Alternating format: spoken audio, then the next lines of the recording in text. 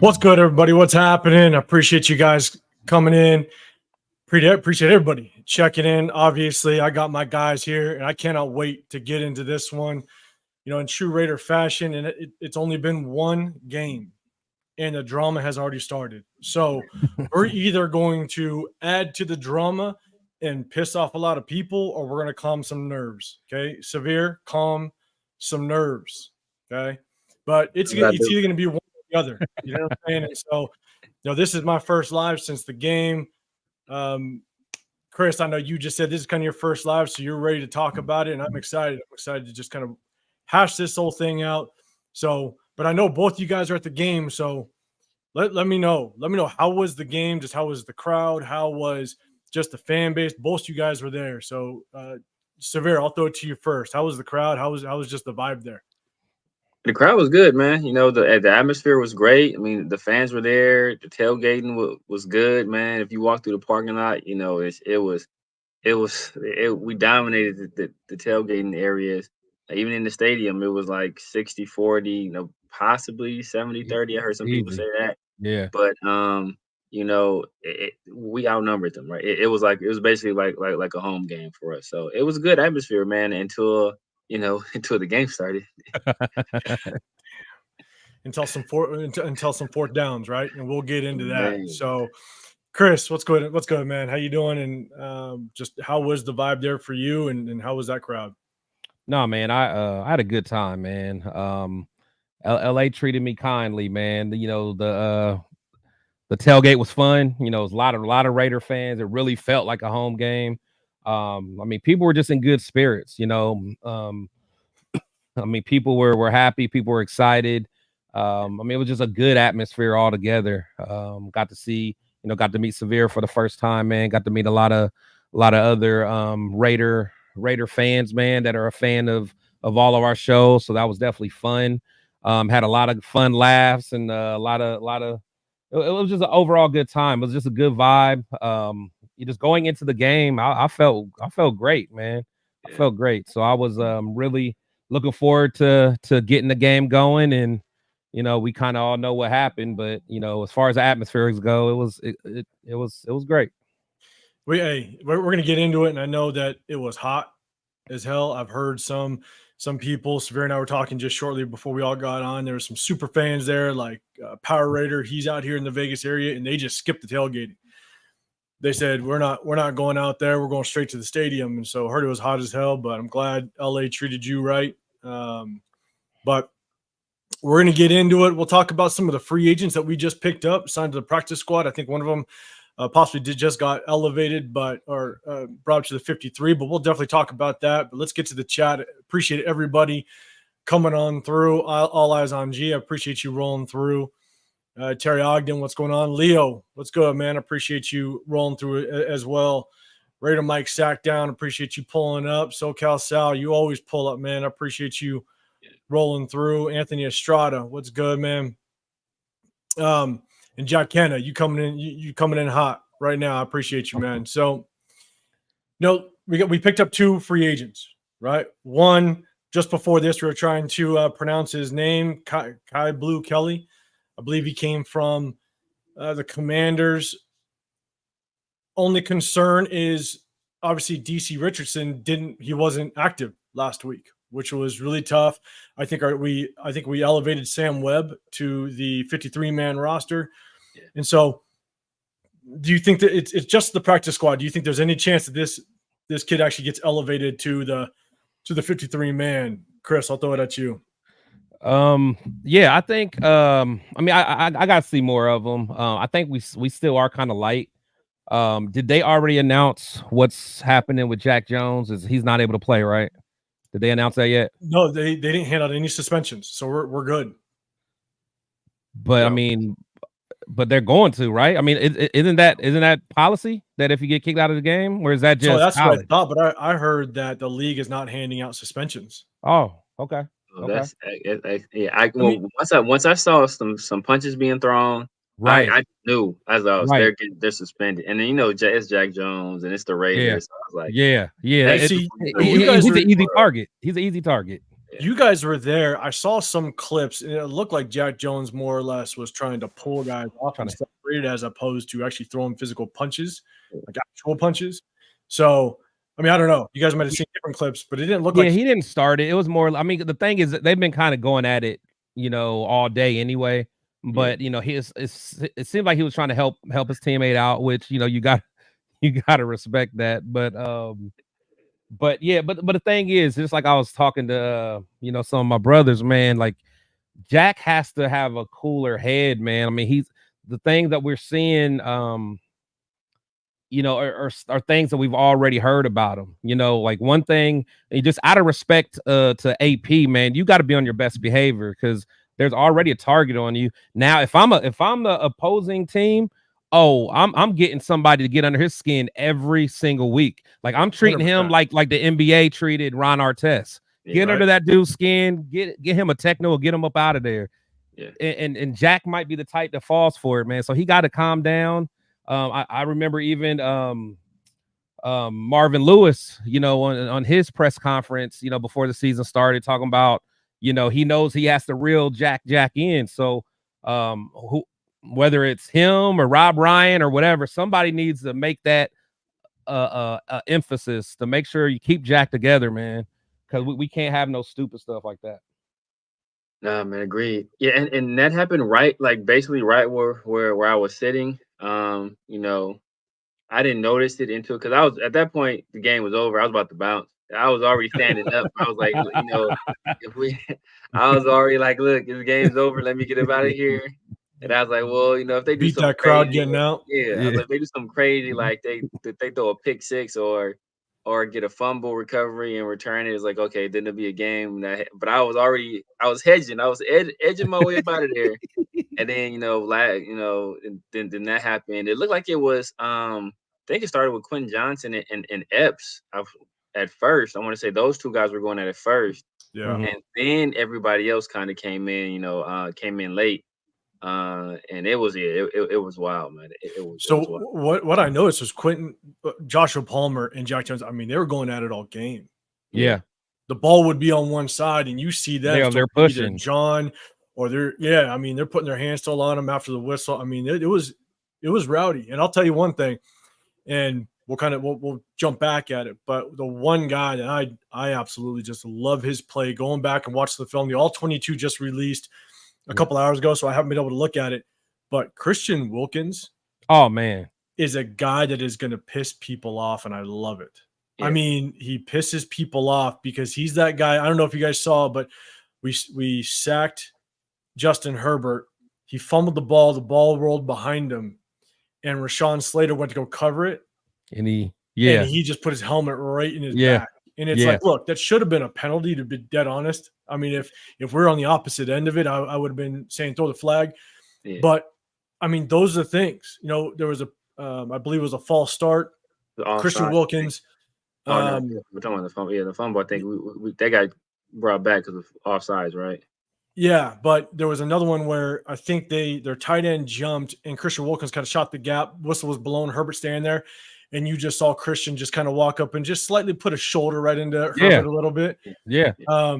Another one where Herbert ran to the sideline, I think it was, and Christian Wilkins was coming. They were 5 yards out of bounds, and Christian Wilkins just kind of nonchalantly slapped at the ball, just tried to. And it's those little things that get underneath people's skin. Yeah. And he backs it up with his play, which is even better. And so just watching his antics and him being able to back it up, I think is going to be amazing. Putting him and Max Crosby on that same field, that same type of attitude, it's going to be a ripple effect to the rest of this defense. So, but yeah, no, to your guys' point, I mean, it's definitely something you got to just tailor, right? Even, I'll be honest, even Christian Wilkins. I mean, you saw him. I believe he was trying to drive somebody kind of away from that pile when that fight kind of broke out. And it's like at that point, it's like, hey. And I think he stood up and he squared up on somebody. He was ready. He did. Yeah.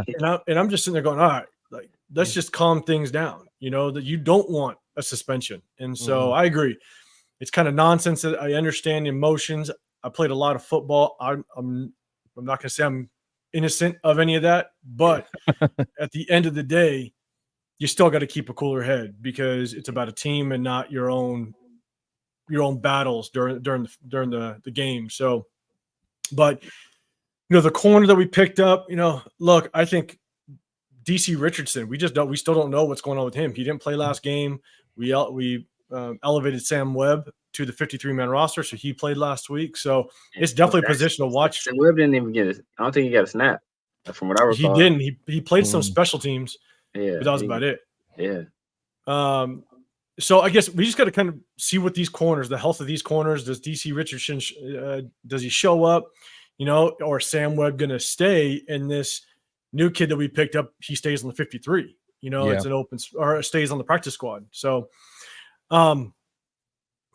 before we get to the other one, shout out to the chat.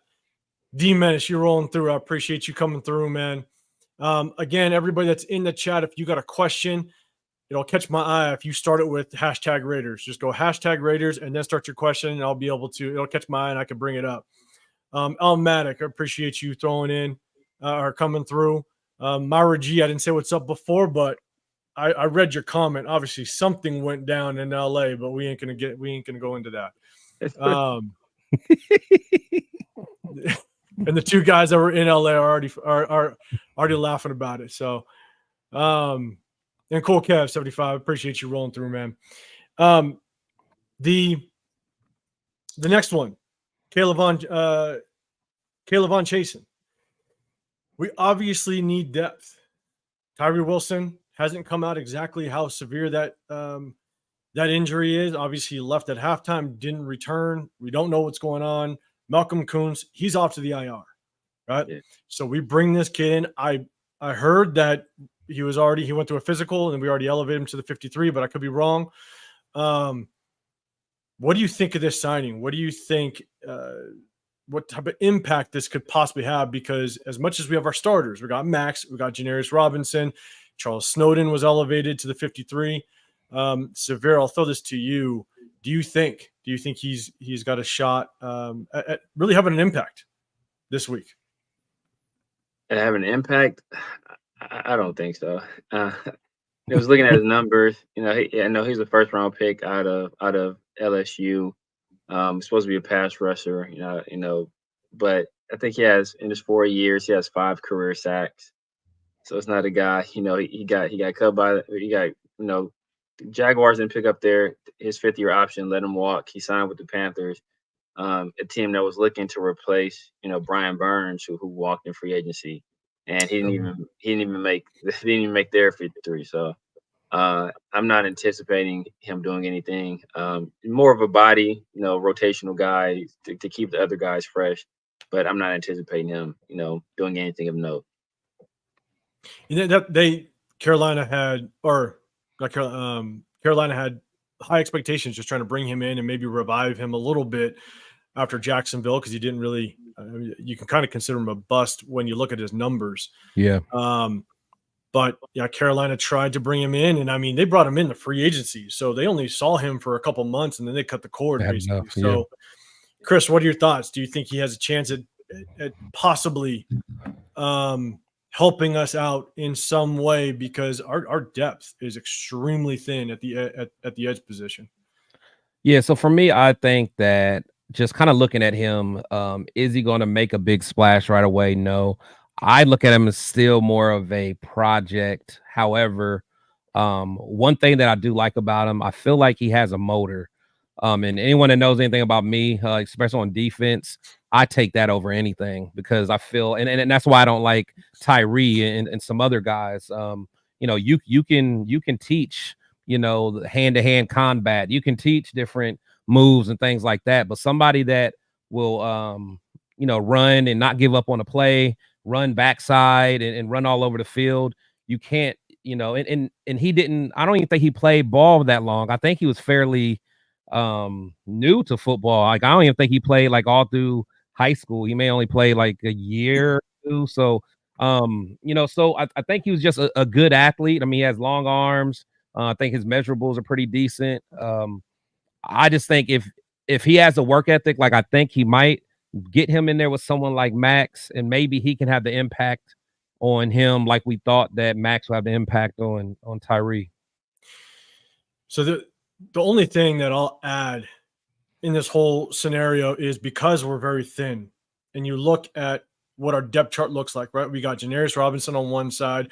What was shocking to me, and we'll get into the game, but Charles Snowden started over Tyree Wilson that game. That was the first thing that I noticed. That says a Tyree lot. Wilson That says a lot. wasn't even on the field.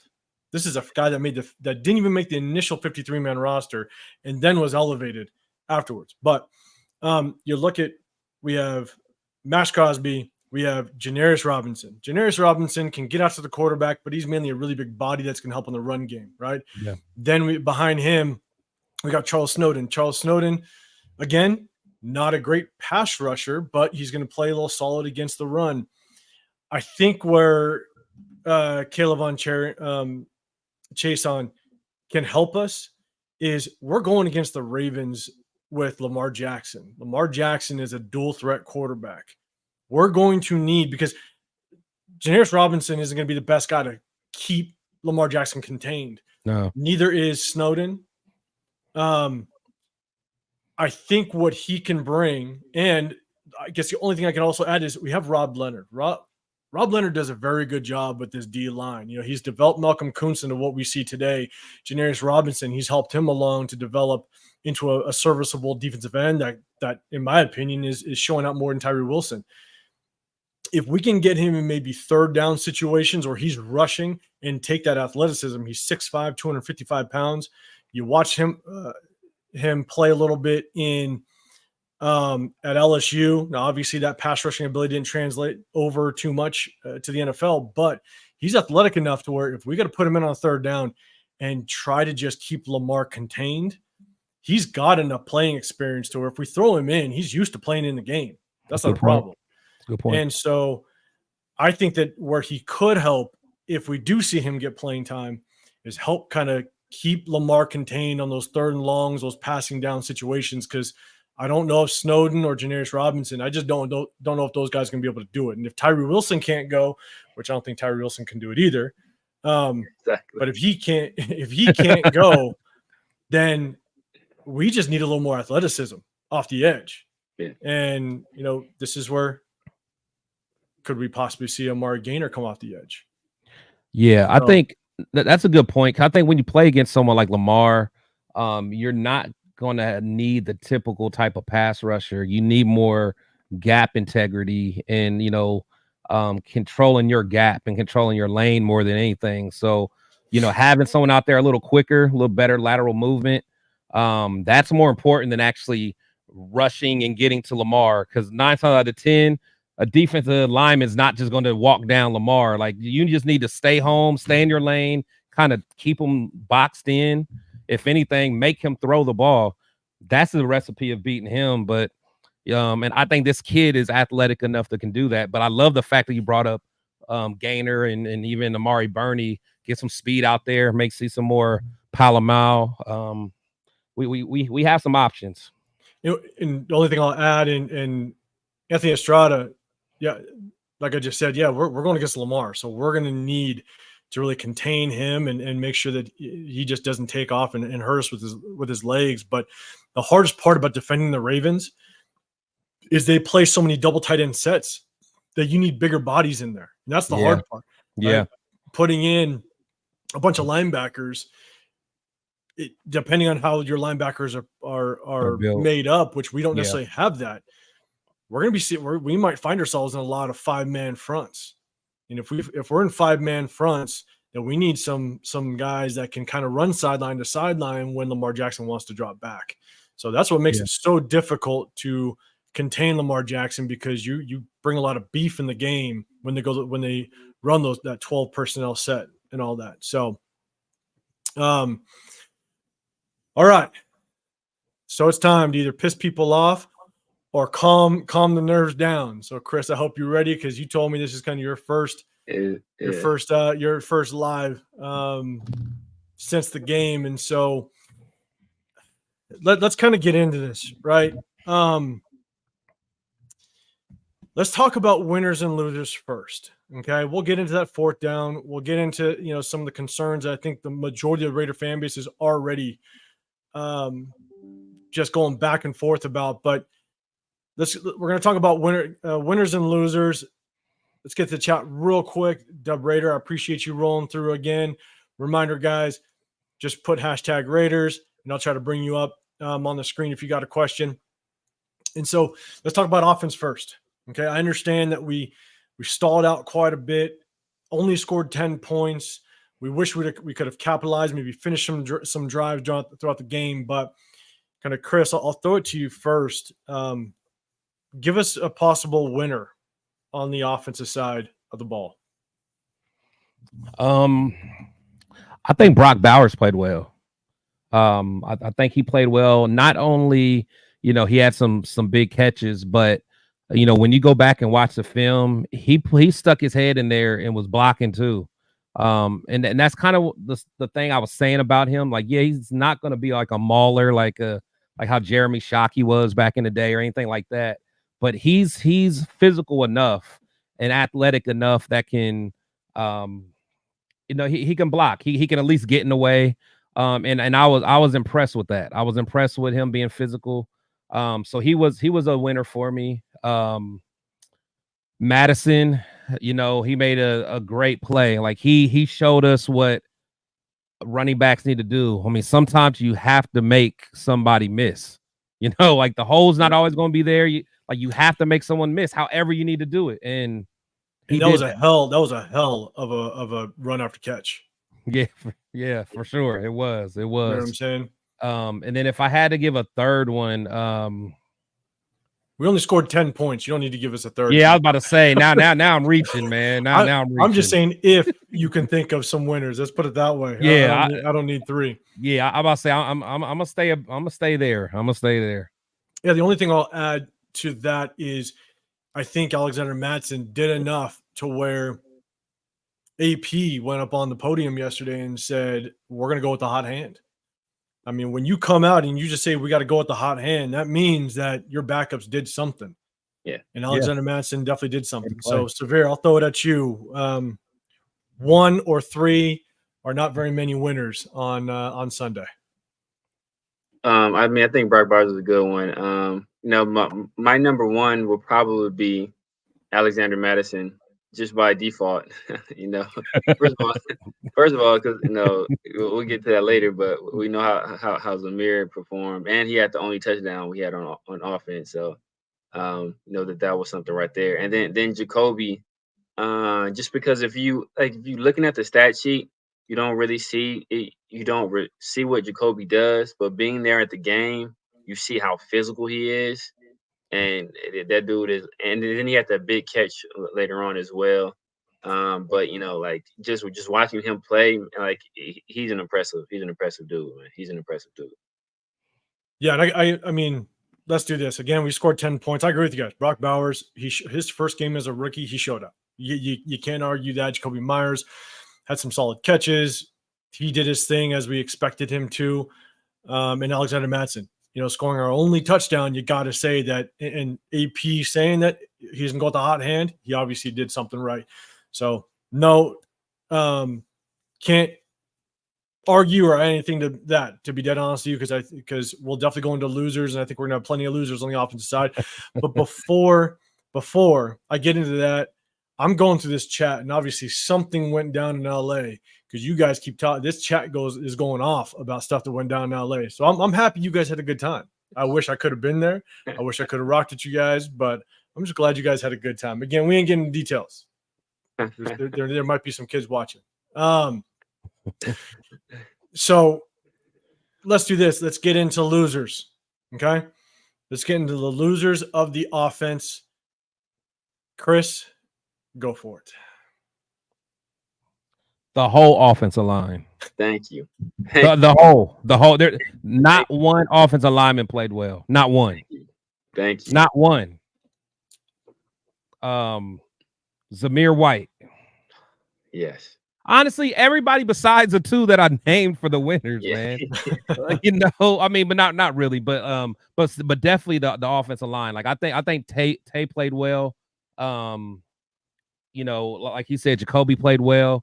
But yeah, that offensive line was just trash. I mean, there was nothing that I could take away that was like no one even looked halfway decent. I'm talking about our best lineman literally was just getting moonwalked back to the quarterback. Just moonwalked, man. So I'm just stay there. I'm not gonna go too hard, but the whole offensive line. Yeah. Can't complain there. Severe. Who do you got? It's Amir White, man. It's Amir White. And he's a guy I supported, man. He's a guy I've been supporting. And he tried to redeem. Hold on. But before I let you cook, man, I'm gonna stop your whistle for. He was all on my neck when Josh Jacobs had a terrible stat line. He was on my neck that game, and he was. Oh, at least Amir ain't gonna be blah blah. Yeah, man. Look, I thought there was no way in the world. That was the moment Chris was waiting for this entire time. Chris pounced on that. Man, he couldn't wait for that. He couldn't wait. He had a reminder on his phone. They was on my neck, though. They was on my neck, real talk. He had that message saved. I love it. Just waiting to press him. Yeah, but Zamir White was horrible, man, especially in the first half. I think he redeemed himself somewhat in the second half, but at that point it was too little, too late. You know, then that fumble. Like, as soon as we tried to get the running game going, he started to make some headway. He fumbled. You know, he had another big run. He got called back by a penalty. Then he had some runs late, but at that point, you know, like I said, it was too little, too late. So I think he was a big loser. As Chris said, the offensive line was just trash. It was so bad. Honorable mentions, man. Actually, Michael Mayer is an honorable mention, just because, you know, I really didn't see him get a whole lot of separation out there. You know, they kind of had a plan in place to. I think they had a plan in place to stop him. So whoever they had on him, I forgot the guys. With Colson, I think every time you saw the field. Oh yeah, Junior Colson. It was Colson on him, and Colson, just his athleticism. Athletic.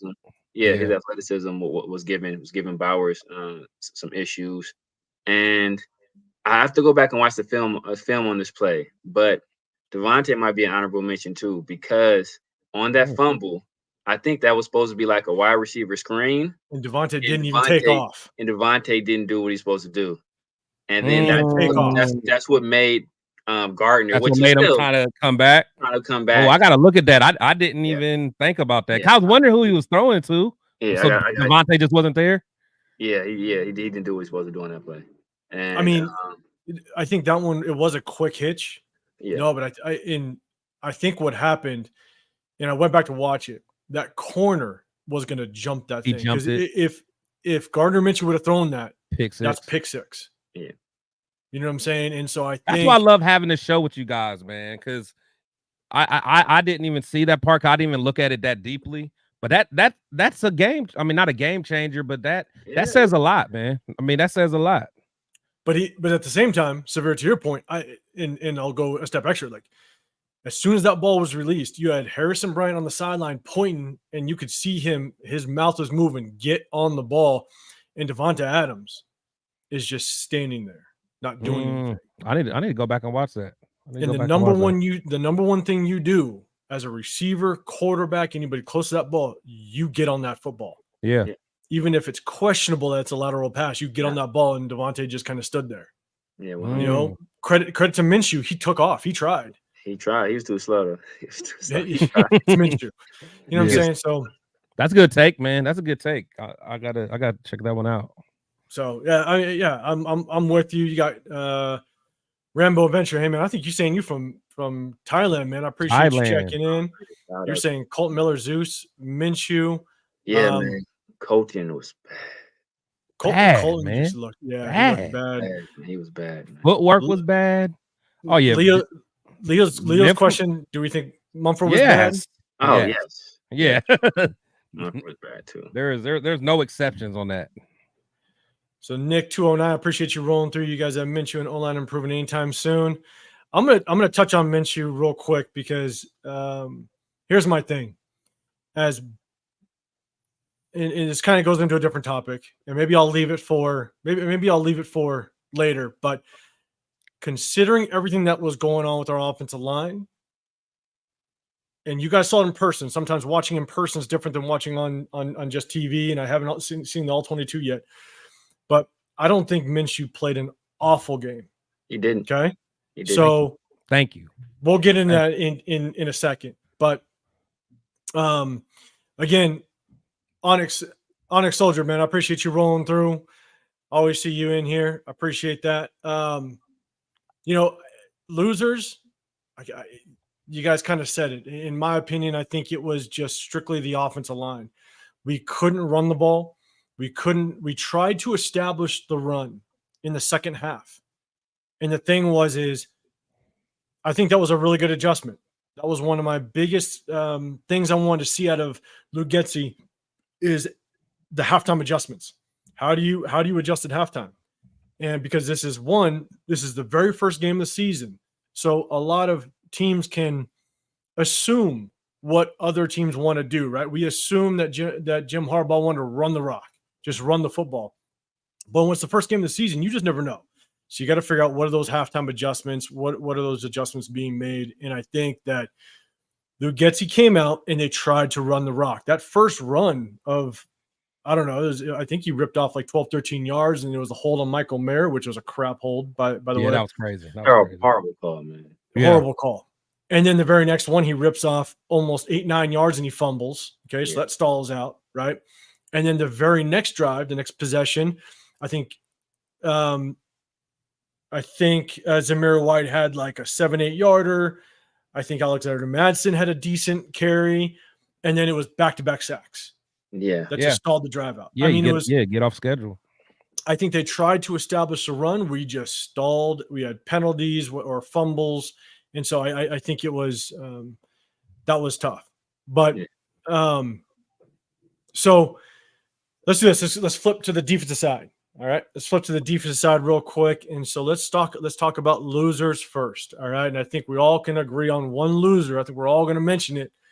Chris, I haven't heard you talk about it. Severe, I haven't heard you talk about it, but I have a good feeling that we're all going to agree on one name. But Severe, I'll throw it to you first. Let's talk about defense and chat. Again, let me throw this out there, chat. I appreciate you guys rolling through. Make sure you go to Chris, Protect the Shield podcast. Always throwing stuff out there. Go over there. Make sure that you subscribe to him. If you're already subscribed and you're watching from his channels, hit that like button. If you're watching from mine, hit that like button. If you guys go to the Severe Raider, always throwing fire content as well. Go subscribe. If you're watching at his channel, hit that like button. Make sure that we all share the love around here. And so, Severe, I'll throw it to you. Losers on the defensive side. I think the low hanging fruit here is Tyree Wilson, because he finally gets the opportunity. Okay. And first of all, he doesn't even start. And then he plays 6 snaps and then he gets hurt. So that's low hanging fruit. But the guy I'm going with, Trevon Merrick. He had, first of all, he had that open field tackle, and J.K. Dobbins went for a long way after that. And then that intercept, like his hand, and it would have been a tough catch, but you make that play, you make that interception, that's a game changer. And that's what you're here for. You know, you're not here because you're some big hitter. You know, you're here to be a cover guy, and you're here to take the ball away. And he had the opportunity to do that, and he didn't do it. And I just didn't think he played that well today, or on Sunday rather. All right, Chris, go for it. Yeah, definitely Tyree. Even though he did make the one pull, or he helped cause the one sack. However, he didn't get blocked. He could have had to sack himself. I feel like, I don't know, he got caught with the pump fake, but whatever. That's I'm not gonna go in on that. I feel like I've been a big supporter of Diablo. When I went back and started watching, it's like he just not good at taking on blocks. I want to say it was a few run fits that I saw. It was like, it's like he's not filling his gap. He's over pursuing. So if a running back cuts back, it's and Mork, that's a great take on Mork, because he's so off and on. And then when you look at like Epps was balling. I liked a lot that I saw, and I know we'll kind of talk about. Epps was balling. Yeah, that's what I'm saying. And then in Mork, and we always keep talking about these almost interceptions he gets. He's like the king of almost interceptions. It's like They hit his hand. I mean, how many times? What, last year, the year before? It's like you have chances to make these plays that could, literally change the momentum, and you just don't come up with it, man. So He's the art and key of safeties. It's like, yeah, almost. He's Mr. Almost, man. So and I like him, man. But it's like, come on, man. It's time to you got to make those plays, man. Yeah, you do it now, and it's Morgan missed a tackle. Epps took a horrible angle. Oh my God, yeah. On that first run, I believe it was, where J.K. It's like he took came off. down too much. Like it was a zone run. J.K. and Divine Diablo took a horrible. He basically tried to fill the wrong gap. That's basically what he did. Yeah. And he got washed out, and then Marcus Epps comes up, and he's just coming up to a pile, and J.K. Dobbins did what a running back's supposed to do, and he found light, took it, and he was gone. He's out of there. And so that's the hard part is, in my opinion, I mean, it's got to go to Divine Diablo, because I think one of the adjustments, and again, I just talked about adjustments. One of the adjustments that I saw the Chargers do is in that second half, they targeted Divine Diablo, not only in the run game, because every long run or decent gain was right at Divine Diablo, but also in the passing game. The amount of times that receivers crossed Diablo's face, or they actually threw it into his zone, and Divine Diablo was just guarding grass, that he was just sitting in open field. He wasn't trying to at least lean or shift to a man in his zone. He was just sitting in open grass. Yeah. And then by the time he was actually trying to go and get the receiver after he caught the ball, he'd missed the tackle. I mean, to me, Divine Diablo just, man, he struggled. That was the hardest part for me. And so, defensively, the score should have been 7-0. If it wasn't for going for it on fourth down early with 5 minutes left in the first quarter. Good point. And then Minshew's fumble, the backwards pass. If it wasn't for those two, we go in halftime 7-0. Yeah. So I think as a whole, the defense played extremely well. Yes, they gave up some the long runs. They kind of loosened up a little bit in the second half, but that's what happens when your defense tends to constantly be on the field. Yeah. And you don't get that momentum swing from your offense to kind of give you that just kind of that extra emotion to get back on that field. And so we went over losers on defense, any winners on defense. Any winners on defense? Chat, I'm going to catch up with this. Before we get to the winners on defense, I think there was one, Nick 209, I believe it was. I think you had a question, and it was basically about just overall the O-line. Is it going to get better?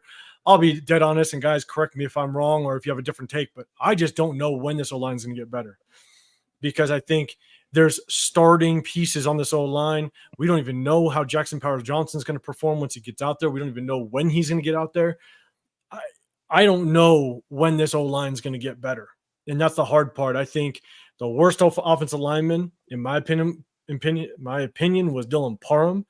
Yes. But then he was bad. Cody Whitehair was very close behind him. I mean, I've been negative on Cody Whitehair. I don't know. Andre James was very bad too. Bad Gosh, he was bad. That's what I'm saying. I think it's hard to pinpoint one. It is. You know what I'm saying? Yeah. That's why he's got to give it to all of them. Exactly. I think as a whole, they just didn't perform. But I will say the only one that I noticed the least, and in football, when you're noticed the least, especially on the offensive line, the better it is for you. Yeah. What's there, Mumford? I think I noticed him the least out of all of them. But and the only thing I'll say when it comes to the offense, and then we'll jump back on the defense, is I think that Chargers defense was a little bit better than we expected. I knew they were going to be good. Yeah. But I think that Chargers defense is actually pretty damn good. Yeah. And so I kind of just think you guys think they were that good? I just think Puna Ford was a force, man. Puna Ford, and then Denzel Perryman. Like we play right into their hands. Like that's what Denzel Perryman wants to do. He wants to come downhill and tackle in the run game. Yeah, that's what he wanted to do. And if we really couldn't get the run game going at all, so play action wasn't really effective. So we really couldn't, start using that. I would rather have seen us, if anything, if we're gonna do that, spread those guys out, make them guard, make it skill on skill, skill on skill. Our skill players are better than your defensive skill players, and quick wins. Let's get some quick wins. And I think we went into the game thinking we were going to run the ball, and we weren't able to do that, and then we weren't able to recover. But in terms of the offensive line, I think it's going to take some time for these guys to gel. It's all about cohesion when you're in the offensive line. Colton Miller's missed a whole bunch of time, and he's coming back off shoulder surgery. Man, that's tough to say. And then he's facing Khalil Mack. Khalil Mack knows he's coming off of surgery, so he's targeting that. And he's a power rusher. Miller, he struggles with power rushers. That's forever since UCLA. So it was just a convergence of bad things. But I think once we get JPJ back, and get some chemistry with those guys, I think that the offensive line will improve. And when they improve, I think Gardner Minshew will improve. And that's part of it is we knew that this O-line was going to take some time, right? Colton Miller didn't play a single snap in preseason, didn't have an off season.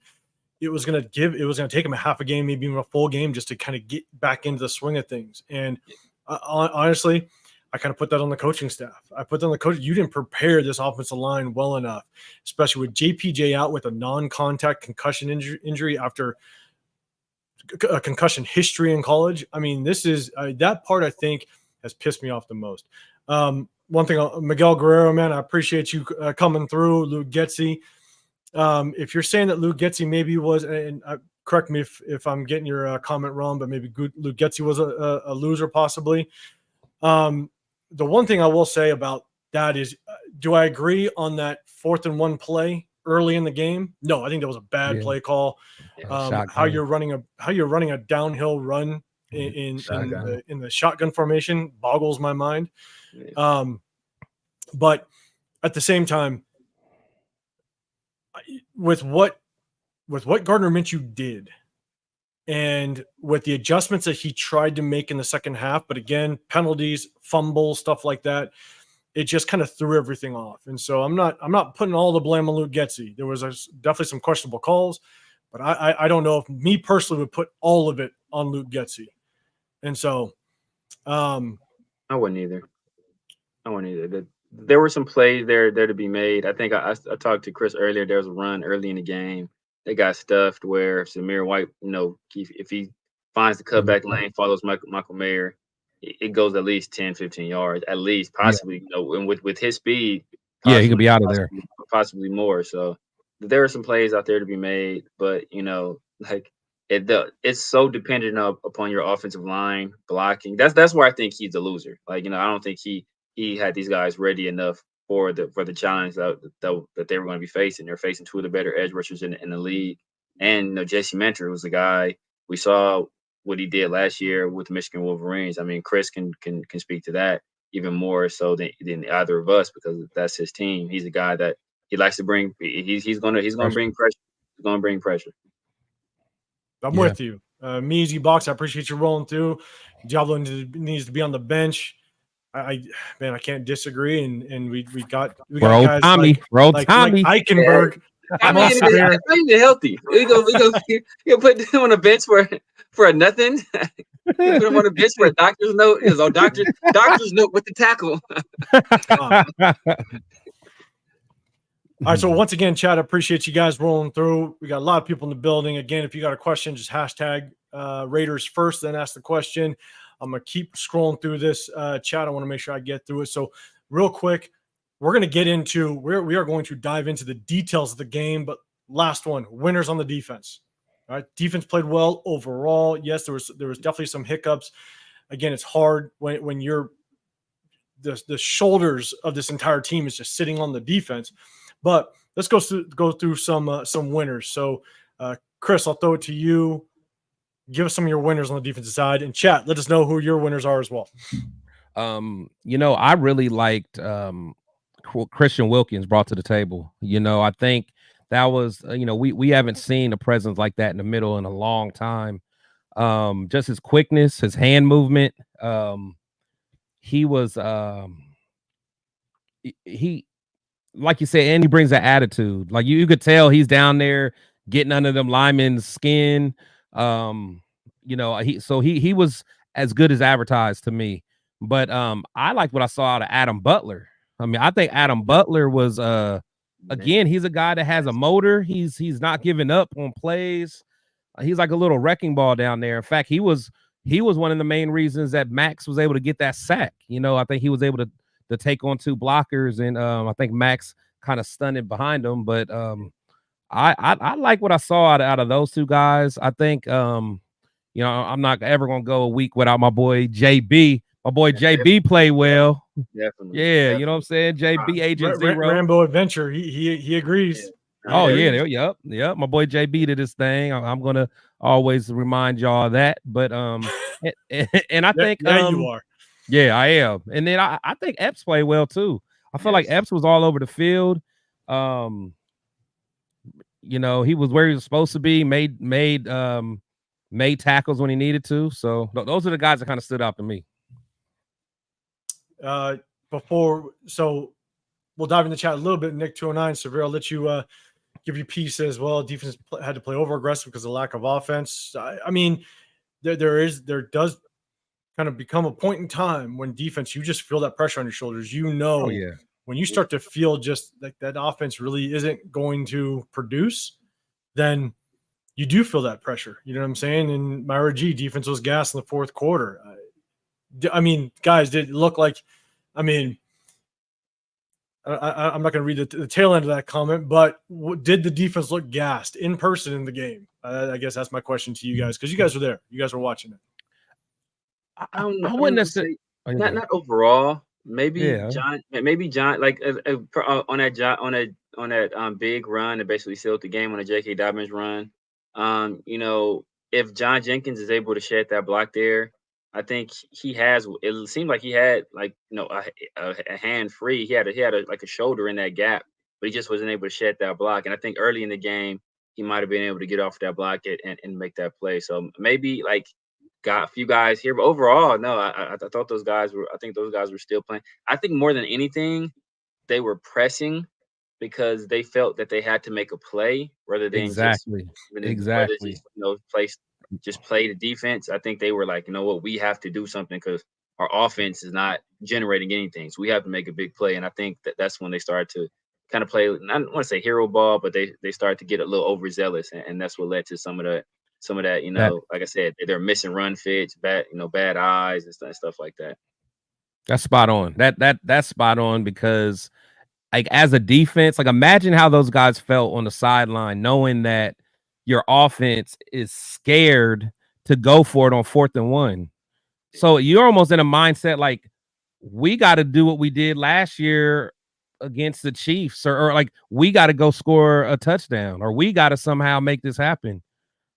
Defenses shouldn't have to feel like that, man. I mean, it's all about complementary football.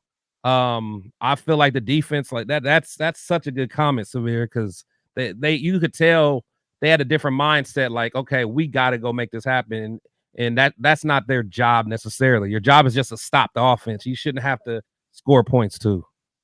Yeah, Chris, you got another one. Me Easy Box, Jacorian Bennett, a winner. Yeah. You got a little fan base, Chris. I don't know what's going on here. Telling you, man, I'll be having the right takes sometimes. Yeah. The one thing that I'll point out, and I agree with you guys 100% actually across the board, and the one thing that I actually loved seeing in the very beginning of the game was Patrick Graham was bringing heat. I mean, he was being aggressive. He was blitzing from all sides. He was basically trying to shut down that run game. And one of my keys to victory was make them as one-dimensional as possible. Now, they started to open up the Chargers, opened up the pass game a little bit because, again, we kind of softened up, which was tough. But in the very beginning, we made them very one-dimensional. We brought the house. We were bringing pressure. We were shutting down their run game. And then Herbert basically had a bunch of number 2s to throw to.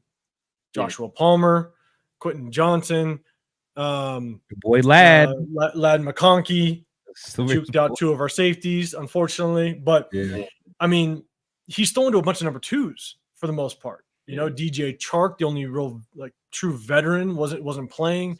Yeah. And so I wanted Patrick Graham to basically be like, look, let's shut one aspect down and make you very one-dimensional. And I think he did that. He achieved that for the majority of the game. But again, I think the Chargers made the right adjustments, and unfortunately, that kind of leads to just being out coached a little bit. So, but we're going to get into that in just a second. And so, again, guys, everybody in the chat, I appreciate you guys rolling through. I'm trying to run through some of these comments. You guys are throwing out the same facts we are, which I love. Raider G, we have talked about the surprise Carlson miss yet. Huge. Yeah. It is huge. It's huge, but I think that, in my opinion, it happened early enough to where you got to recover off of it. Oh yeah, it was huge. Sure. I don't like it. Those are momentum swings. You know what I'm saying? But because I mean, I think that changed the game. I think, in my opinion, that changed the game because that we had an opportunity, because at that point the score was 9-7. We had an opportunity to kick a field goal. We go up by 1 point, and we're kicking off to them. And what happened there is that we missed the field goal. We give them the ball back in pretty good field position, and they go down the field and they score a touchdown. And now it's 16-7. It's a 2-score game, and that essentially eliminates the run. Right? You can no longer really say, "Hey, we want to run the ball. We're going to stick to the run game." At that point, you got to kind of start passing a little bit more, just because you got to make up that 2-score deficit. And with the way the offense had been performing at that point, and I think that just your game plan kind of goes out the window. Mm-hmm. That and that fourth one early in the game, because you want to stay ahead of them, and you want to kind of force that. At that point you want to force them to start passing. You don't want them to, hey, we can run the ball and kind of kill clock, and giving them that early score that kind of put them ahead of us, and that kind of race to score, put up points early. I think if we put up some points early and they don't, I think that maybe changes their calculation and make them, start pressing a little bit. So I think that was, and we'll get into that. We'll get into that side of it, and just kind of the game played, right? The coaching decisions, and we're going to talk about the quarterback play. So for all you guys that are on the Minshew versus Aiden O'Connell fence, get ready for it. But they're triggered right now. Yeah, just to hang on. We're going to get to it. But there was a lot of talk, and we'll talk about the 4th and 1 in the fourth quarter. Okay, we're going to talk about that. But the one that I was very disappointed about was going forward on 4th and 1. Now, you don't, at least at a very minimum, challenge that Trey Tucker screen. My God, come on, yeah. So at a very minimum, you challenge it, because that was a horrible spot. You're gonna, if you don't have to challenge whether or not it's a first down. You challenge the spot. Yeah. Because even if they find it, they find just that they have to correct themselves. Yeah, you don't lose. Then you win the challenge. Mm-hmm. You win the challenge, and that's the difference. And so you guys were at the game. I'm here at home. I'm watching it, and I actually rewound that thing probably 10 times and paused it to see how close was Trey Tucker. And the only angle I could see is, I think that could have been 4th and inches versus a 4th and a yard. Yeah. And that's a big difference between running the play that we did and a possible quarterback sneak. Mm-hmm. And so, why don't you at least challenge it, and you challenge the spot, and you can win the spot. You may not get the first amount, you win the spot, and you could possibly run a quarterback sneak. But I don't know why you go for it right there. You're early in the game. You're going for it on your own 41-yard line. You're on 41, which means you automatically put them in field goal range. Exactly. Which in the scores 0-0, if they even gain 5, 6, 7 yards, they kick the field goal. Now they put the first points on the board. Exactly. You don't do that. And up to that point, I know it was early, 5 minutes left in the game, but you already knew this was going to be a defensive battle. Exactly.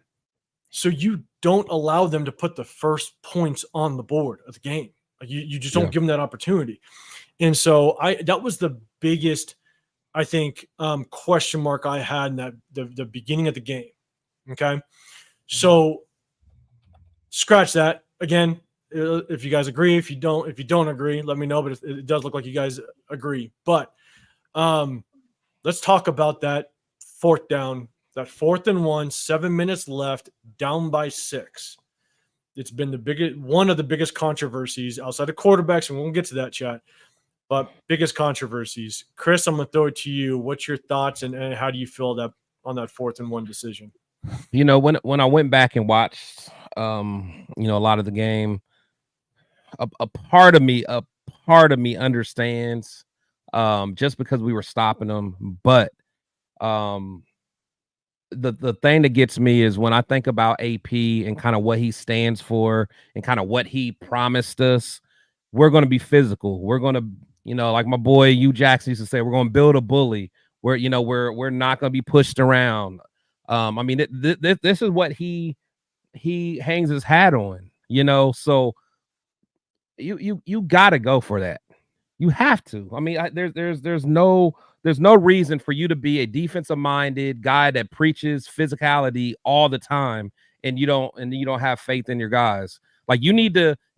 And I know we talked about this on another show I had, but I mean, you need to call a timeout, go in that huddle, look at them guys like, can you guys win your one-on-one matchup? Yeah. Look at them in their eyes. Andre James, are you going to effing block? Are you going to block a guy so we can get 1 yard? Like, see how he feels when you say that to him, man. Yeah. Severe, go for it. What's your thoughts on that? So I think there was a stat that was like there were 64 teams that were in that situation, down by a touchdown, in the opponent and between the opponent's 40 and 49 yard line, 4th and 1 with like less than 8 minutes left. Of those 64 teams, 63 of them went for it. Guess who's the one team that didn't? Guess who was the one team that stat was pretty brutal to So, you know, it goes counter to everything that AP has preached. Everything. It goes counter to everything AP has preached, you know, and he's a guy that was supposed to be aggressive. I'm gonna trust in my players. And you know, I'm sure those guys are itching for an opportunity to, hey, you know what? Let us get a chance right here. You know what? You know, I know we haven't been executing all game. Let us get a chance right here to kind of redeem ourselves. And he didn't give him that chance. And you know those guys have to feel that. Like, our coach didn't trust us to get 1 yard in the 4th quarter, and that kind of stuff could linger with guys. And you know, you kind of hate to see that. No, and that's, I agree. You know, as a coach of the game, I've coached for quite a while. You look at that situation, and it's not about kind of the statistics or anything like that. It's about feel. It's about understanding the moment in the game. And I believe if I go back, I think we were on their 43 yard line, I believe, or something like that. I think we were on like on their side of the field. And it's like, you needed a momentum swing at that point. I understand your confidence level in the offense getting that yard was probably not very big, but if your confidence level, let's do this. If your confidence level to not get that single yard, how is your confidence level to punt that ball away, stop them, they punt the ball back to you, and now you got to travel 70. They got to go. Yeah, they got to go again. You're already like, in the plus side. What are you doing? Exactly. Like, that's the hard part, is you almost have to take advantage of those opportunities when you have them. And to your point, Severe, and Chris, I don't know if you said it, but if you did, you need to instill some confidence. Yeah. That's the biggest thing. You got it. There's certain moments, and I forget which moment it was. I think it was actually against the Steelers last year with Josh McDaniels, where he didn't go for two or something like that. Where there's certain moments in a season that you can send a message to your team, and it can set the tone for the rest of the season. And you're going into a Ravens game, right? Like, you want to be able to have those talking points in the locker room that you got that first down. I had faith in you. I basically told you guys, get out there and get this first down. And you did it, you know? And so obviously it can go a different way, but if you had that much confidence in your defense, because they really only ripped off 3 long runs. That was really it. Yeah. There's a couple different decent passes, but they only ripped off 3 or 2 long runs. That was it. I think J.K. Dobbins ended with like 130 something yards, and he got like 80 of it or 90 of it on 2 plays. I mean, if you have that much confidence, then you go for it. And I think, Severe, you said, to your point, it's like that's been your mentality. That's why you were hired on as the coach, because you're bringing this right. We're gonna punch you in the mouth mentality. Yeah. And then this is what you do. Now, one thing I will say is that, you know, you got the 2 old school coaches, Coughlin and Marvin Lewis. Marvin Lewis. I mean, you got there. I don't know how much they're in his ear. And that was my point. Look, even more so, right? Who did Antonio Pierce coach under at Arizona State? Herm Edwards. Herm Edwards. Yeah. What is him? Did he? I didn't know that. Yeah. Herm Edwards was the head coach. Marvin Lewis was the DC, and then they kind of flopped like that second year. That's right. But what is Herm Edwards? What is he famous for? What is he famous for? You play to win the game. You play to win the game. And he wasn't playing to win the game. He was playing not to lose the game. In that situation, you say, you know what? Our offense is struggling to move the ball. We're in plus territory right now. All right? It's no guarantee we're going to be here again. There's not a guarantee we're going to be here again. We're going to take advantage of the opportunity we have now. And the fact that you would go for it on 4th and 1 from their damn, you know, on your in your own territory and not go for it in plus territory is like, come on, bro. Like, so did that one miss? Did that like totally mess you up? Yeah. Like you're totally jaded on our offense now. You don't believe in this anymore because you went for it earlier. So now you're saying we can't get it. So, you know, I think at that point you got to go for him. And just his decision making. He's supposed to have a guy, Matt Sheldon, I believe, he's supposed to be like the guy that helps him with late game decision making challenges. Mm-hmm. I don't know if this dude was hanging with Eichenberg. It's like he was back there kicking with Eichenberg. They playing, you know, 3-card money or something like that. I don't know what these dudes was doing, but they for sure, you know, is it Tommy Eichenberg? Was they sharing a Roscoe's meal together? You know, I don't know. Shout out to Roscoe. Shout out to Roscoe. That's a firewall. Did you make it? I did. Yeah, I was there, man. Was they eating some Randy's donuts or something? Yeah, and Randy's donuts, man. I'm surprised Turf let me have one, man. The way he was guarding that box. You know, there was one spot that 3 timeouts, and it's like, come on, dog. There was one spot that I wanted you to check out, but Severe told me it was closed when we did live before that. So there's a barbecue spot just north that I used to go to when I played ball in Inglewood, and so it's a good spot, but apparently it's closed after COVID. So, you know, at the end of the day, and we'll make this one quick because we want to get into the quarterback situation, the quarterback talks. I promised you, chat, we're gonna get into it, so get live. Let's make this happen. But you know, everybody's now talking about AP.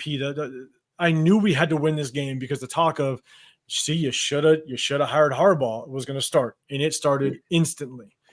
And so, look, the only thing I'll add is we brought on Antonio Pierce, and for those of you that wanted Antonio Pierce, you should have been prepared for these growing pains. I mean, and I wanted Antonio Pierce. I was okay with it. Not saying that the arguments for Harbaugh weren't valid. He's a winner. I get it. Those were valid.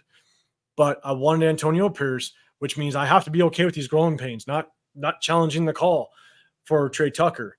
You know, not going for it late in the 4th, but all of a sudden wanting to go for it in the early. Like these, I'll own it.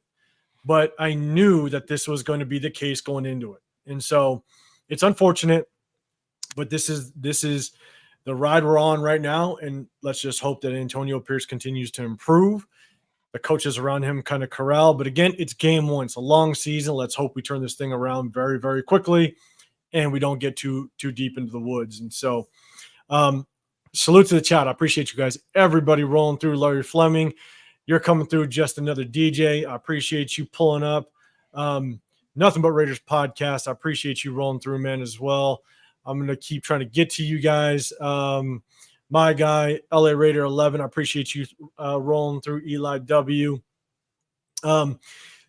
Let's talk about the quarterback situation. Again, I think we all kind of knew it. We all was going to happen.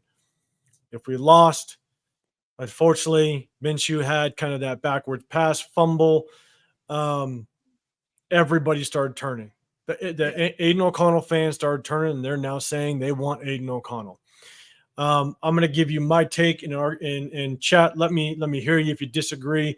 I'll give you my take very quickly. You take in consideration how bad the offensive line played. You take into consideration that this is a brand new offense. The first time you're going full speed with basically all your starters, because Devontae Adams didn't play a lot of the preseason. And you're going against a very good defense. You're going live for the first time. A lot of people said Minshew missed some reads. Guess what? It's going to happen when you're learning and trying to execute a brand new offense. You're going to miss some reads. It's going to happen. And guess what? Veteran quarterbacks miss reads as well. It's going to happen. So we're going to tie that up. Gardner Minshew threw for 257 yards. I believe his completion rating was about 75%. Yeah. His QB rating was 91, and he had 0 blocking. And I want to watch that all 22 because I want to see how well did those receivers actually get open. You guys were there. I don't know if Trey Tucker was going deep and wide open. I don't know if there were times where he could have taken a deep shot. You know, one of the things I wanted to see was us take at least 3-4 deep shots, extend those safeties, push those safeties back to kind of open up that 30 yards and under, and we really didn't do it. Now, again, I'm watching on TV, so I don't know whether or not it was possible. But even if it was possible, Gardner Minshew had a guy in his face all the time. Yeah. Now, the only thing I wish Gardner Minshew would have done a little bit more, and it's because I think we brought him on as the starter, was use his feet. Yeah. Just scramble, get a couple first downs, move the chains a little bit. He tried. I know Bosa clipped his foot one time, and he might have gotten the first down. That was a great play by Bosa. Yeah, because he would have went like 20 for that one. Like he was, and that was on the third down too. Yeah, that would have kept the drive going. But I wish I would have seen a little bit more because he was supposed to be that mobile quarterback to kind of help that O-line, right? And it didn't look like it was really there. So, you know, I'm not putting this loss on Gardner Minshew. He basically had the one interception that it happens to everybody. It was a batted pass, whatever. Yeah. The backwards pass, it's unfortunate. Yeah. You know, all I got to say is shit happens, but you had one turnover as a quarterback if you take away that interception of that batted pass. So I'm not putting this loss on Minshew. I actually think Minshew did a very good job of hitting those intermediate passes between 20 and 30 yards and giving those receivers opportunities to catch and run. Yep. And so that's my take. Chris, I'll throw it to you. What are your thoughts on the Aiden O'Connell, Gardner Minshew talk? Yeah, I mean, to me, I don't even – the ones that are talking about AOC, they have no credibility to me anyway, respectfully. So, you know, I'm not even going to entertain that. But as far as what I saw with Gardner, you know, when you really watch it, he did not have any time. There was a lot of times that, you know, I think he did the best he could to be as mobile as possible, honestly. When he had to run, people were acting like he, you know, was leaving the pocket too early or too soon. I mean, I don't think people realize how bad that's probably the worst offensive line play I've seen in I don't know when. Like I've never seen the whole offensive line play that bad. Usually, you know, it's a guy here or there. You know, you get the Leatherwoods and stuff like that. But I mean, that was just some bad blocking all around where usually as a quarterback, if you're getting pressure, you know your safe spots. So you know where you can, you know, step into, or there was nowhere to step into, man. So it's just it was bad, man. But just like I was saying on my show on Leo's show, you know, there was one play in particular I know the AOC stands are going to talk about where he kind of like overthrew Devontae where it was just kind of high out of bounds. But you know, if you watch that play, the pre-read was, you know, you saw it was man-to-man over there. So you're just watching what that safety is going to do. That safety rolled over to the middle third, and Tay was going for a streak. and he just made the right play. He threw it, but he threw it where it was only Tay or no one else could get it. Now he threw it a little high, but it's the same, like stuff like that. I can already hear people say, "Oh, that's why we need AOC. He can't throw." I mean, that's a perfect read. It's just, he lived another down and he kept it going. But I don't know. I don't know what some of these people see, man. I don't get it. Severe, I'll pass on to you, but Cologne, Gardner Minshew can't anticipate the throw quick ball game like AOC. I will have to argue because Gardner Minshew threw the quick game over with the Colts, and he was very good at it. I mean, he can throw the quick game. The difference is one, I think the Chargers defense was actually very good. But two, the thing is when your running game isn't working, linebackers don't commit to the run They as sit on much. those. Exactly. I mean, linebackers, you got outside linebackers that are going to cover those slot receivers, and they're going to sit just that split second longer to kind of sit in that zone because they understand the rest, the running game is getting shut down by your front four. And so now I got to go back and watch the film. I don't know how much RPOs we actually ran, to be dead honest with you. I didn't see very many. And again, I got to go back and watch the film. They wouldn't respect it anyway. They wouldn't respect it. I agree. Yeah. I don't know how much RPOs we actually ran. And so, my thing is I think Gardner Minshew can run the quick game and the RPO game very well. I don't think I don't have much concern about that. And Luke Getzey likes to run it. He ran it with Justin Fields a lot last year. So I think we'll see more of it. But you got to give him some time. Yes, that backwards pass was tough, but I think that corner was going to jump it, and that's what kind of screwed him up with that grip. So I can't wait to watch that. I can't wait to watch that. Yeah. So Severe, go for it. What's your take on the Gardner Minshew versus Aiden O'Connell talk? Yeah, man. Anybody saying Aiden O'Connell would have done any better, you are outside of your mind. Like literally outside of your mind. Literally, Aiden O'Connell was some of his biggest issues was holding on to the ball too long.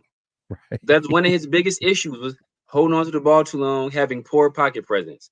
So there are several times where, I want to say on the play to like the play to Jacoby, where Trey Tucker did what he was supposed to do, right? He sees the quarterback going to the sideline, you drop to level with the quarterback, and Gardner, floated the ball to Jacoby because Jacoby had the whole inside of the field to get to, but he had to escape the rush to do that. Aiden O'Connell doesn't make that play, right? At all. Did Aiden O'Connell play great game? No. Did he play a good game? Not really, but he played well enough to win. Outside of those turnovers, the game he played well enough to win. And like I said, he talked about the play where he kind of had to hold on to the ball. He said it was a miscommunication. That's why I said I think it was something. I think it was something there with Devontae. I was like, it looked like Devontae was blocking. I don't know what the hell he was doing over there. But so I think you could put that on him. But everything else, I think he executed. He played within his limits. He played within the confines of that offense, and with and there was some people was like, oh, he missed. Oh, he didn't see this, or he didn't throw the ball here. But half the time there was literally defensive tackle in his lap. What do you want the guy to, what do you want him to do? I think people talk about the play. I want to say it was the play before the missed field goal. I think Trey Tucker ran a speed out, and he looked at Trey Tucker, but Trey Tucker didn't look like he was ready for the ball. So he could have maybe thrown it, and maybe if him and Trey Tucker have more chemistry, he throws it out there, and he anticipates Trey Tucker looking up for the ball. But Trey Tucker wasn't looking for the ball, so he didn't throw the ball out there. He threw the ball away. Didn't make the mistake, and that's the thing that's been coached into him. We keep hearing that he's a gunslinger. He's a guy out there. He's going to give his guys opportunities to make plays, and then all we hear from the coaching staff is that Gardner needs to dial that back. He needs to take care of the ball, live to see another down, not be so reckless, and that's what everybody else was saying about him as well too. And now when he starts doing it, people are like, "Oh, well, he should have threw this. He should have threw that." Right? Yeah. Like he's about to thread the needle all of a sudden. Exactly. He's not taking the chances. He's taking care of the ball, and he's trying to give not put our defense in bad positions. Now we had that one fumble. That's part of the game, guys. Justin Herbert had a fumble as well. It's just that his team was able to get on top of it, and I think he ended up getting called back regardless. So Yeah. I think he played well enough for us to win. I think Aiden O'Connell would put in that same situation. I think he has a much worse game. So I think that going forward, as he starts to build chemistry with this offense, I think, and this defense, I mean, this offensive line starts to gel, I think we'll see a much better Gardner Minshew. Mhm. Yeah, and to the chat, hey, I think we got a pretty damn good chat. I'm not seeing anybody yelling at us Oh, because yeah. of our Yeah, talk they're right now. I legit. think we got a pretty damn good chat going on. You know, at the end of the day, I'm more, and this kind of flips the script a little bit. Is I'm more pissed off at the way that our GM Tom Telesco has set us up in this situation. You look like we have a horrible offensive line. Colton Miller sustained an injury last season Yeah. that he had a surgery on, that they knew He that may he not be wasn't ready. going to play this entire training camp and this entire offseason. Good point. And then you got JPJ that has injury history, and then all of a sudden it's not a freak injury, right? It's not a broken arm or something like that you sustained during training camp. It's a non-contact concussion issue, which he had concussion concerns, and that's probably why he dropped in the draft. Yeah. And then we find ourselves with a horrible offensive line. Yeah. When, I think Severe, we weren't kind of doing stuff before the draft and everything, but one of the guys I loved was Talisi Fuaga, and he was actually one of the best tackles on Sunday. Yeah. For the Saints. I know he's going against Carolina, but at the same time, we just didn't. I understand we got Brock Bowers, He's a and left it tackle too, remains right? to be. Did they have him at left tackle? I think Yeah, they they moved got him to left. Yeah, they got him a left. Right? I think they moved him over to left, but that just tells me that he was good enough to Yeah. move over to left. Yeah. But that's where, to me, it is really disappointing. Is now we find ourselves in a situation to where we didn't invest or draft up to get a Severe's boy Michael Penix, right? We didn't get a quarterback. Yeah. Imagine. We didn't. Whether you like Josh Jacobs or not, we didn't invest in a high-paid running back. I don't. Because running Okay. backs grow on trees, remember? But either way, right? Like, where has the money gone? And we're still sitting on almost $34 million in cap space. I Yeah. think it's a little bit less than that. But now we find ourselves with a questionable whether or not he's a top 25 quarterback, right? Gardner Minshew, right? Yeah. We have the quarterback controversy. Now we're running back by committee. AP comes out and says we're going to go with the hot hand. Zeus didn't look great. I was hoping he'd come out and he'd rip off 100+ yards, and we're going, okay, we made the right decision. Same here. But now we find ourselves with what is a damn good defense. Our defense showed up and showed out for 90% of the game. Again, they let them rip off, some long runs, and it's unfortunate. But we're now put in a situation to where we have, a guy like Cody Whitehair starting. And I am telling you, I'm not sure why we have Cody Whitehair starting, or that was our reliable backup to JPJ. It's tough. We could look at the game in itself, but when we have issues like we do to start the season, it's just extremely concerning. And I hate the fact that we have put ourselves in a situation where we did nothing in the offseason to address any of this at the end of the day. So, I'll throw it to you guys. What's your guys' thoughts? Do you think that as we stand right now, we're going into the Ravens? Luckily, Cleveland did not look very good at all. So that's kind of that's helping out. But we'll kind of end this show and chat. Let us know what you think. What are your thoughts? What do you think are how do you think the season is going to play out? I know it's early, but with the issues that we have in the offensive line, how do you think this season is going to play out? And what's your thoughts? Severe, I'll throw it to you first. Yeah, man. I had us winning 10 games. I might have to back off of that. Maybe 9. I think we're gonna hover around 500. It really all depends on this offensive line. If his offensive line can get our things together or get things together, I think we're a 10-11 win team. If they can't, we're looking at 6-7 wins. You know, the Gardner is good enough to where, you know, and we have good enough skill players where even with bad offensive line play, you know, if we're not playing against as good of a defense or as good of a front four, especially like Puna Ford was demolishing. He was a destroyer of worlds. So if we're not going against that kind of front, I think we can put up some offensive production. We went out and scored in the first quarter, right? And we had a whole bunch of self-inflicted wounds. If you look at it, really we had 5 turnovers, turnover on downs, 2 fumbles, and a missed field goal, and then that late interception, right? So if we take care of the ball, I think we can be a pretty productive offense. It's not going to be a top tier offense, but I think we could be ranking the late teens in terms of yardage and scoring. If we do that with this defense, I think we have some success. So um, I think the jury's still out. It's only been 1 week. I think we were kind of surprised. I think I think we discounted how good that team was, especially on the defensive side of the ball. We locked them up offensively for the most part, but defensively they were much better than I anticipated. I think than many people anticipated, and that's why we're so shocked by this loss. But I'm not hitting the panic button yet. I think we have a chance to be 2-2 after 4 games. And then, you know, we got the Broncos after that, and they look pretty bad as well. So that could be another win right there. We can, after 5 games, we can conceivably be 3-2.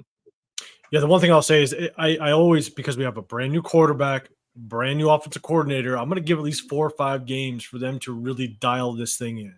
Yeah. You know, it's unfortunate that we go against some pretty good defenses. The Chargers had a good defense. Cleveland has a good defense. Carolina's got they've dropped off. The Saints took it to them.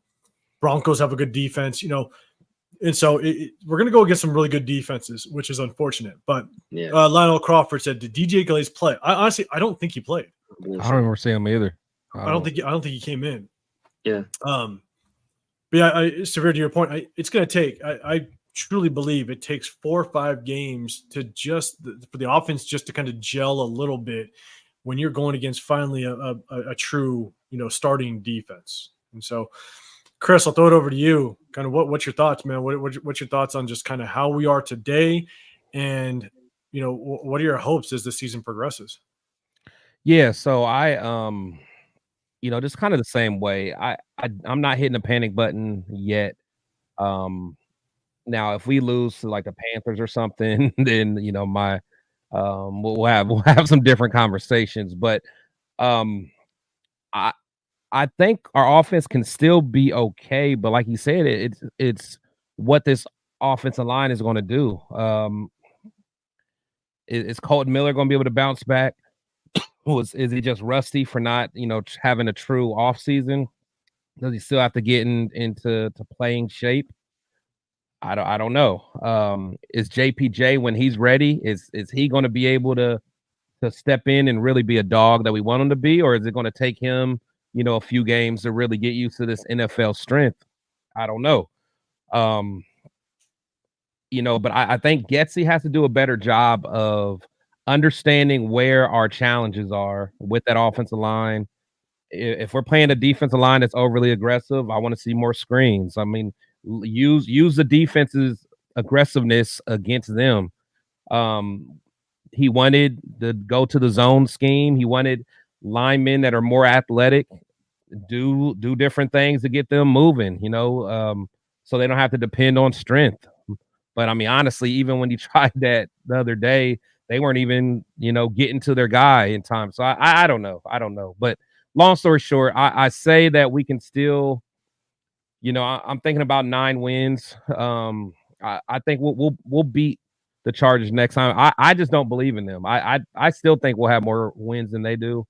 But I am looking at we'll probably lose the Ravens game. But then we can bounce back and go on a 3-game winning streak after that and be 3-2 out of the first 5 games. So yeah, the only thing that kind of I'll end with just the projection of the outcome of the season. The hard part is I wish when we had the draft, and Severe, I think you and I, we kind of talked about it a little bit, right? Is I wish we would have established an identity on this offense. our defense was going to ball, and I wanted us to establish an identity. And the thing is if we would have, let's say, and I think there was a comment earlier in the comment section. I picked it up, but free agent linemen, yeah, they were very expensive. I think the guards were starting out like the top guard got paid like $22 million or something a year. Crazy. But here's my thing.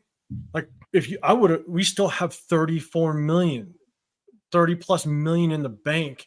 If we would have brought in a top tier guard and then drafted a tackle, then we could have hung our hat on the run game. Potentially, we could have said, we're going to beat you up in the trenches and we're going to come after you.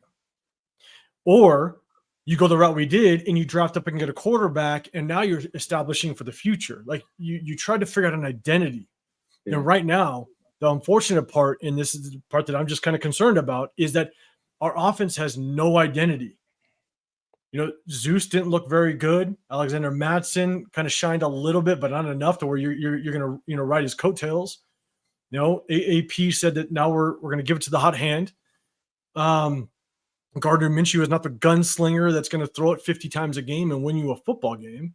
He's more that ball controlled type of quarterback that he might make some plays with his feet, may take some shots and stuff like that, but we're relying on our defense. Yeah. And at the end of the day, at least what we've shown week one, and again, this is week one, so by no means do you panic. There's going to be some growing pains. We're going to work this thing out a little bit, but unfortunately, as it stands right now, there's no identity on the offense. There's nothing. Yeah. There's nothing that we can hang our hat on and go to a game and say, we're going to beat you this way. And that's unfortunate. No, I agree. See, now, I think I was always kind of the only one who was saying, I don't think we should be a run-first team.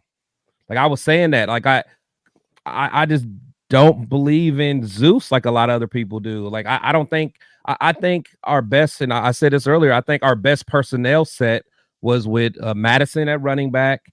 We had Brock Bowers as the true tight end, either on the line or split out. Tucker in the slot, and then Tay and Jacoby. Like, I'm okay with Michael with Mayer coming off the bench. I'm okay with Zeus, spilling Madison when he has to, but the start of like us running the ball 30, 35 times, 40 times and just punching people in the mouth. We don't have that yet. We don't have the guys up front. We don't have the big nasties. We don't have the incognitos and Donald Penn. Shout out to Donald Penn. He was at our tailgate. Like big dudes like that. Did you guys meet Donald Penn? Yeah. The crazy, another thing I saw, I ran into David Robinson, the Admiral. It was so random. Yeah, that's cool. Actually, I know Donald Penn pretty well. I know Donald Penn pretty well. He actually played tackle at Utah with my buddy that I played high school ball with. Okay, he was our guard in high school, and he went to play Utah, and they played side by side. So he actually hooked up with a bunch of Raider tickets when he played for the Raiders. So Donald Penn's a really cool guy. I mean, down there. He was mad cool. Yeah, man. I saw Link after the game. He looked pissed off. Oh, you saw Lincoln Kennedy? Yeah, Lincoln Kennedy after the game. Yeah, he looked. Oh yeah, I know he was probably pissed. Hella mad. He's a big dude too. He's a big dude too. Yeah. Big, yeah. That's what I'm saying. We need old school guys like that that was really bullies, man. We just don't got that. So Chris, I'm with you. And the only thing is, like, I'm not necessarily a run first type of guy. And look, I hope Brock Bowers just turns it on for us, right? Like, I do hope it all just kind of works out. Yeah. At the end of the day, we're sitting week one and we don't have an identity. I hope we develop it. I wish we would have drafted or made moves in the offseason that kind of developed or had a direction of some sort of identity. But now we find ourselves with really nothing to kind of hang our hat on. Yeah. And that's where I struggle. Again, to everybody in the chat, like, I hope it changes. I hope all of a sudden Zamir White just bang pops off, and now all of a sudden we're running the rock and we're looking good. And this O-line is improved, but at the end of the day, it starts up front. It starts with your O-line. And based on what I saw on Sunday, our O-line is probably the weakest position group on our team. By far. And we had opportunities to improve it in the offseason. No, definitely. So that's kind of where I stand, guys. that's kind of our recap, man. We touched on a lot of things. We touched on the free agents that came in. We touched on kind of winners and losers. Chat, I appreciate you guys rolling with us, man. We have over 100 in the building. You guys have been rolling strong. I apologize if I didn't get to everybody's comment. I've been trying to do it. Again, for the future, if you guys roll through, put hashtag Raiders so I know if there's a question or something you want me to put up. But make sure, if you're depending on what channel you're in, make sure you hit that like button wherever you're watching. Go to Chris, Protect the Show podcast. Go hit him up. The Severe Raider. Go check him out. Make sure you guys go and subscribe to his channel. And if you guys are on theirs, my channel is Real Talk Raider Nation. Go hit me up. The only thing, Tony Scheffler, who'd you want?